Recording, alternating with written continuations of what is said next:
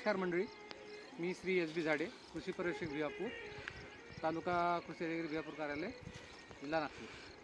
आज आपण श्री सम्राटजी बहादुरे यांच्या शेतावर आलेलो। बहादूर साहेब, आपला परिचय। नमस्कार, मी सम्राट उपासराव बहादुरे, राहणार नवेगाव देशमुख। माझी शेती नवेगाव देशमुख इथे आहे, पण मी प्रॉपर मुंबईला राहतो। आपण या खजुराची लागवड करण्याची कल्पना कुठून घेतली? तसं मी यूट्यूब बघितलं आणि तालुका भिवापूर कृषी अधिकारी श्री जारोंडे साहेब यांचं मार्गदर्शन घेतलं। त्यावेळेस झाडे साहेब होते, झाडे साहेबांचं पण मार्गदर्शन घेतलं आहे। असं लावतो साहेब, पण ते बोलले की आमच्या अशा शासनाच्या स्कीममध्ये असं खजुराचं काही लागवड असं नाही आहे। मग हा विचार केला की नाही तर मग आपणच खुद स्वतः तयार करावं। पण मार्केटला गेलो असतो, त्याच्यात एका खजुराच्या झाडाची किंमत मॅक्झिमम 3,500 ते 4,000 रुपये होती। पण अशा लक्षात आलं की आपण तेवढं याचं तर नॉलेज नसल्यामुळे आपण एका झाडाला जर 3,500-4,000 रुपये टाकले, नाही झालं तर आपण डुबीत जाऊ।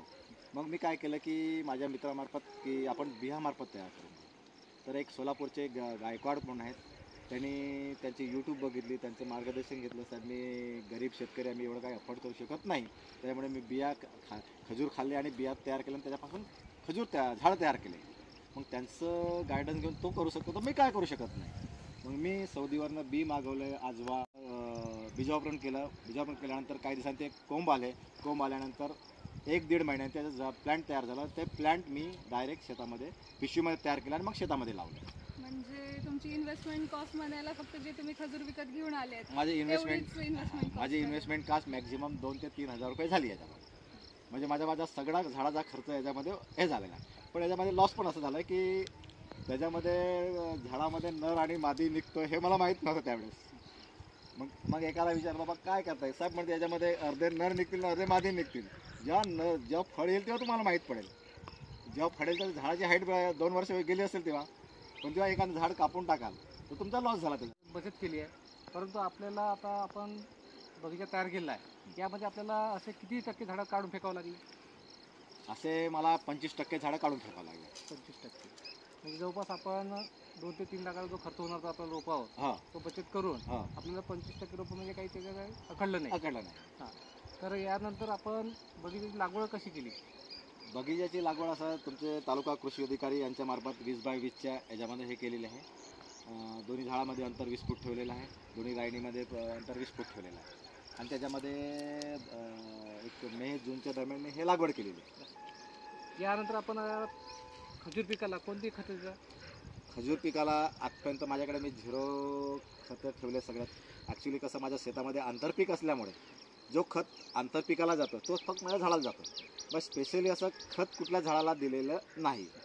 खत न दिलेलं तरी पण माझं झाड एकदा टॉप क्वालिटीचं।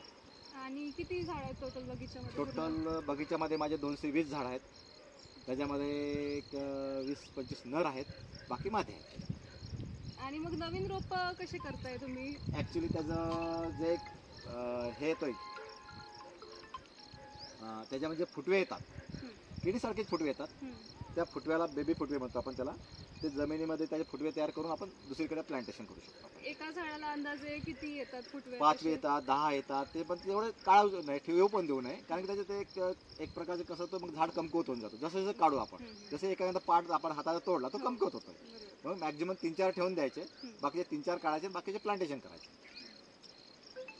बरं, आपल्याला याच्यापासून उत्पन्न किती वर्षांनी चालू आहे? ॲक्च्युली याचं उत्पन्न 3 वर्षांनाच चालू होतं। मागच्या वर्षी माझे एक झाडं 10-12 झाडं होते, पण मी ते विकलेलं नाही, पण ते असंच मार्केटिंगसाठी त्याला थोडं गिफ्ट दिलं आहे। पण यावर्षी माझे एक 10 ते 20 झाडं आलेत झाडं। यावर्षी माझं मार्केटिंग करण्याचं प्लॅन चालू आहे। आपल्याला अपेक्षित उत्पन्न किती आहे त्याच्यापासून?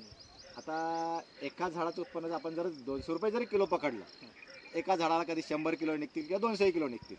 आता माझ्या या झाडाला एक 10 फुटवे आहेत। 10 फुटव्याचं म्हणजे आपण 50 किलोचा जर एक फुल पकडला किंवा 30 किलोचा पकडला तर 200-300 किलो तसंच माझ्या झाडाचे पैसे याच्यामध्येच वसूल होऊन जातात सर। माझे जवळपास 2-3 लाखाचं उत्पन्न 2-3 लाखाचं यावर्षी उत्पन्न अपेक्षित आहे।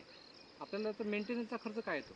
सब याच्यामध्ये मेंटेनन्स 0 आहे, खर्च काही येत नाही। फक्त जेव्हा फ्लावरिंगला येतो त्याच्यामध्ये एक फ्लावरिंग आणि जे फळं धरतात त्याच्यामध्ये फक्त एवढंच आहे की थोडं पाणी देणं आहे, बाकी याला काही खर्च लागत नाही।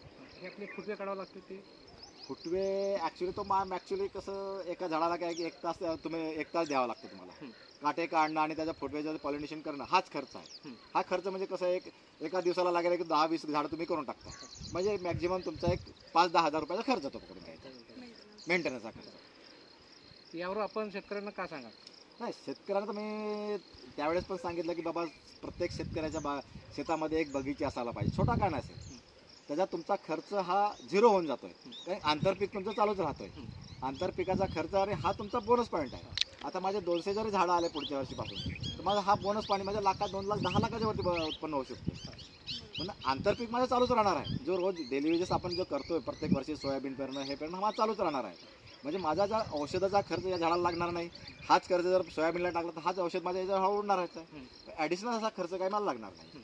त्याच्यामध्ये पण दुसरी अजून सोय केली की बाबा माझं झाड मोठं झालं नाही काय मी त्याच्यामध्ये आंतरपीक म्हणून ड्रॅगन फ्रूट चालू केलं 10 फुटामध्ये. ड्रॅगन फ्रूट आपण घेतले आहे, हो, त्यानं सुद्धा आपल्याला बोनस पीक मिळणार. बोनस पीक मिळणार आहे. तर यामध्ये कीड कोणती येते? सर याच्यामध्ये अजून तर कीड तर कुठे आली नाही. फक्त जो भुंगा बोलतो आपण, झाडं हे करा खोडकिडा, कोकण हां तोच एक असू शकतो.